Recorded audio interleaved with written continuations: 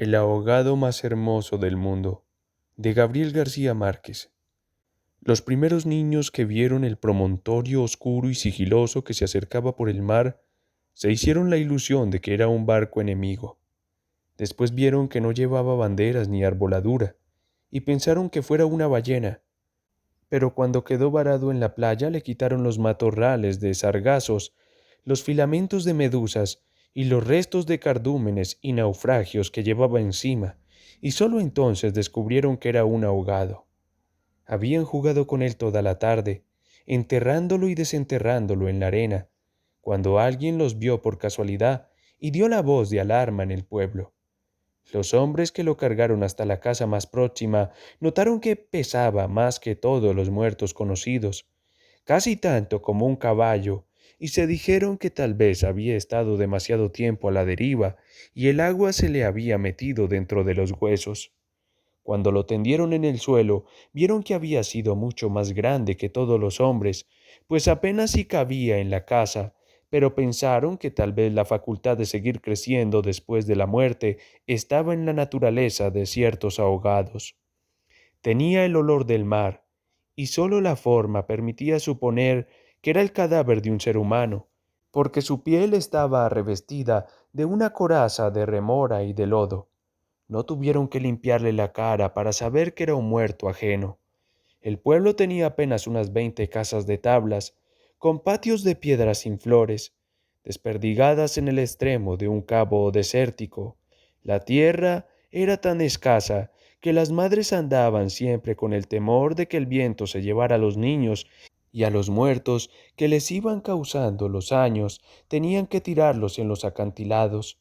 Pero el mar era manso y pródigo, y todos los hombres cabían en 7 botes. Así que cuando se encontraron el ahogado, les bastó con mirarse los unos a los otros para darse cuenta de que estaban completos. Aquella noche no salieron a trabajar en el mar.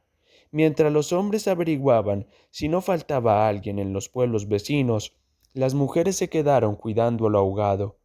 Le quitaron el lodo con tapones de esparto,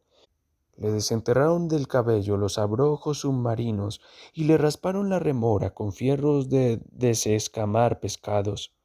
A medida que lo hacían, notaron que su vegetación era de océanos remotos y de aguas profundas, y que sus ropas estaban en piltrafas, como si hubiera navegado por entre laberintos de corales. Notaron también que sobrellevaba la muerte con altivez, pues no tenía el semblante solitario de los otros ahogados del mar, ni tampoco la catadura sórdida y menesteroso de los ahogados fluviales. Pero solamente cuando acabaron de limpiarlo tuvieron conciencia de la clase de hombre que era, y entonces se quedaron sin aliento. No solo era el más alto, el más fuerte, el más viril y el mejor armado que habían visto jamás, sino que todavía cuando lo estaban viendo no les cabía en la imaginación. No encontraron en el pueblo una cama bastante grande para tenderlo, ni una mesa bastante sólida para velarlo. No le vinieron los pantalones de fiesta de los hombres más altos, ni las camisas dominicales de los más corpulentos, ni los zapatos del mejor plantado. Fascinadas por su desproporción y su hermosura, las mujeres decidieron entonces hacerle unos pantalones con un pedazo de vela cangreja y una camisa de bramante de novia, para que pudiera continuar su muerte con dignidad. Mientras cosían sentadas en círculo, contemplando el cadáver entre puntada y puntada, les parecía que el viento no había sido nunca tan tenaz, ni el Caribe había estado nunca tan ansioso como aquella noche, y suponían que esos cambios tenían algo que ver con el muerto. Pensaban que si aquel hombre magnífico hubiera vivido en el pueblo, su casa habría tenido las puertas más anchas, y el techo más alto, y el piso más firme, y el bastidor de su cama habría sido de cuadernas maestras con pernos de hierro, y su mujer habría sido la más feliz. Pensaban que habría tenido tanta autoridad que hubiera sacado los peces del mar con solo llamarlos por sus nombres, y habría puesto tanto empeño en el trabajo y hubiera hecho brotar manantiales de entre las piedras más áridas y hubiera podido sembrar flores en los acantilados. Lo compararon en secreto con sus propios hombres, pensando que no serían capaces de hacer en toda una vida lo que aquel era capaz de hacer en una noche, y terminaron por repudiarlos en el fondo de sus corazones como los seres más escuálidos y mezquinos de la tierra. Andaban extraviadas por esos dédalos de fantasía cuando la más vieja de las mujeres, que por ser la más vieja había contemplado al ahogado con menos pasión que compasión, suspiró. Tiene cara de llamarse Esteban. Era verdad. A la mayoría le bastó con mirarlo otra vez para comprender que no podía tener otro nombre.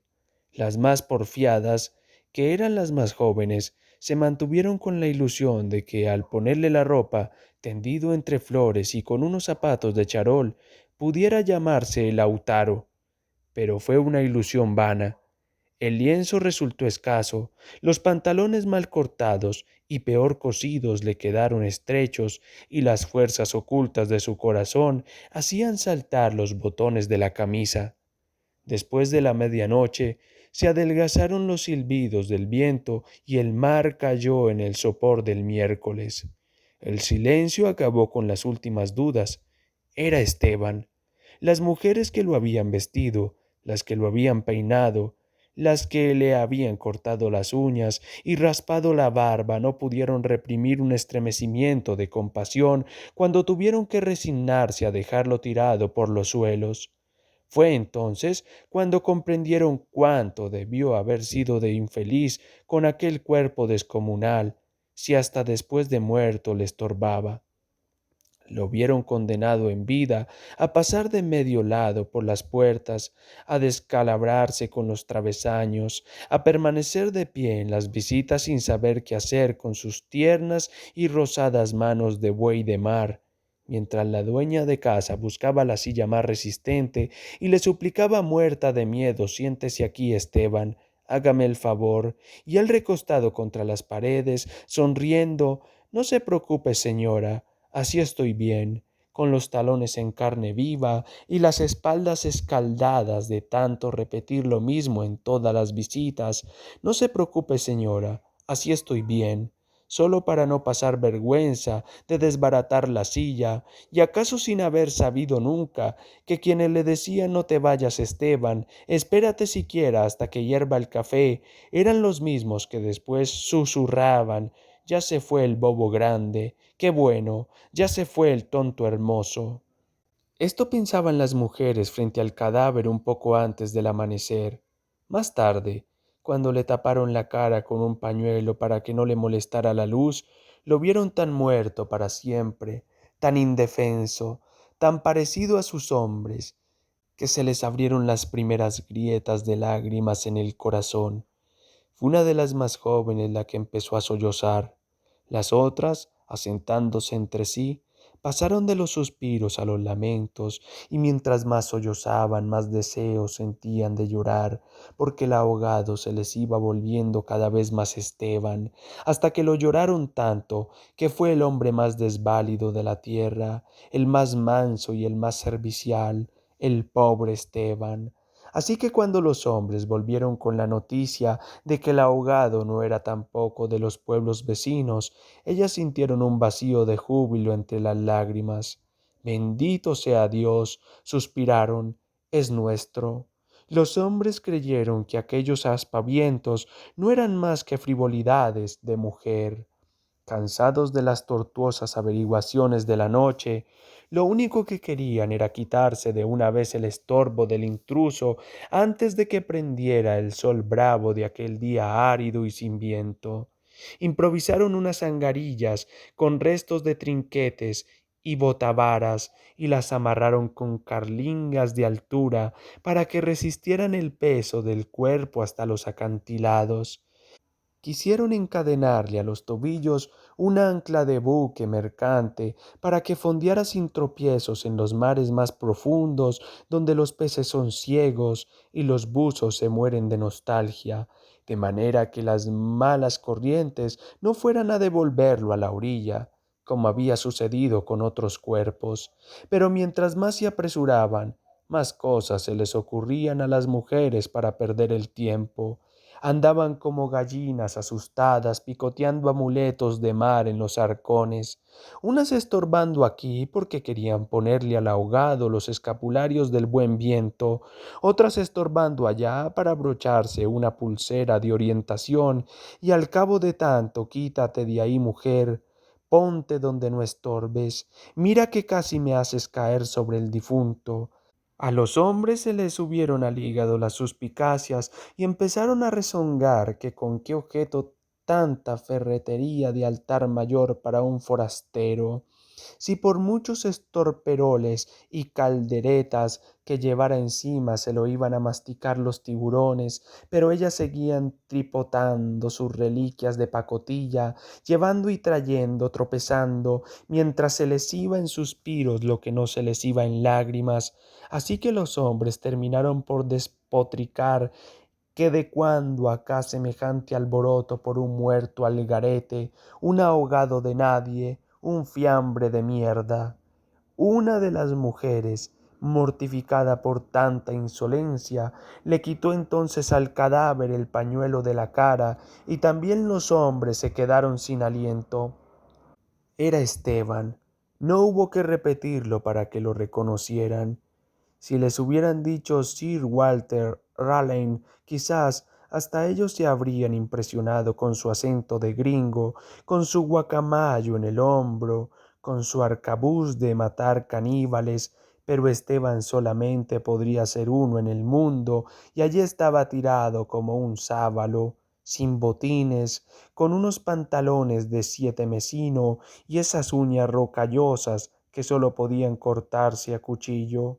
Bastó con que le quitaran el pañuelo de la cara para darse cuenta de que estaba avergonzado, de que no tenía la culpa de ser tan grande, ni tan pesado, ni tan hermoso, y si hubiera sabido que aquello iba a suceder, habría buscado un lugar más discreto para ahogarse. En serio, me hubiera amarrado yo mismo una áncora de galón en el cuello y hubiera trastabillado como quien no quiere la cosa en los acantilados, para no andar ahora estorbando con este muerto de miércoles, como ustedes dicen, para no molestar a nadie con esta porquería de fiambre que no tiene nada que ver conmigo.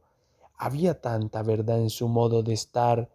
que hasta los hombres más suspicaces, los que sentían amargas las minuciosas noches del mar temido, que sus mujeres se cansaran de soñar con ellos para soñar con los ahogados, hasta esos y otros más duros se estremecieron en los tuétanos con la sinceridad de Esteban. Fue así como le hicieron los funerales más espléndidos que podían concebirse para un ahogado expósito.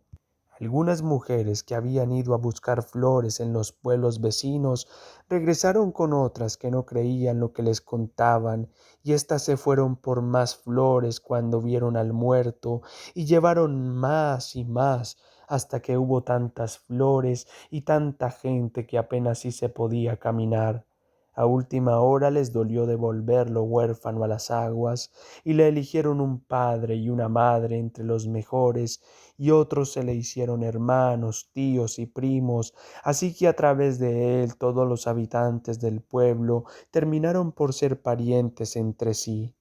Algunos marineros que oyeron el llanto a distancia perdieron la certeza del rumbo, y se supo de uno que se hizo amarrar al palo mayor, recordando antiguas fábulas de sirenas. Mientras se disputaban el privilegio de llevarlo en hombros por la pendiente escarpada de los acantilados, hombres y mujeres tuvieron conciencia por primera vez de la desolación de sus calles, la aridez de sus patios, la estrechez de sus sueños, frente al esplendor y la hermosura de su ahogado. Lo soltaron sin ancla, para que volviera si quería, y cuando lo quisiera, y todos retuvieron el aliento durante la fracción de siglos que demoró la caída del cuerpo hasta el abismo. No tuvieron necesidad de mirarse los unos a los otros para darse cuenta de que ya no estaban completos ni volverían a estarlo jamás, pero también sabían que todo sería diferente desde entonces, que sus casas iban a tener las puertas más anchas, los techos más altos, los pisos más firmes, para que el recuerdo de Esteban pudiera andar por todas partes sin tropezar con los travesaños y que nadie se atreviera a susurrar en el futuro: ya murió el bobo grande, qué lástima, ya murió el tonto hermoso, porque ellos iban a pintar las fachadas de colores alegres para eternizar la memoria de Esteban, y se iban a romper el espinazo excavando manantiales en las piedras y sembrando flores en los acantilados, para que los amaneceres de los años ventureros, los pasajeros de los grandes barcos, despertaran sofocados por un olor de jardines en alta mar, y el capitán tuviera que bajar de su alcázar con su uniforme de gala, con su astrolabio, su estrella polar y su ristra de medallas de guerra, y señalando el promontorio de rosas en el horizonte del Caribe, dijera en 14 idiomas: miren, allá donde el viento es ahora tan manso que se queda a dormir debajo de las camas, allá donde el sol brilla tanto que no sabe hacia dónde girar los girasoles, sí, allá es el pueblo de Esteban.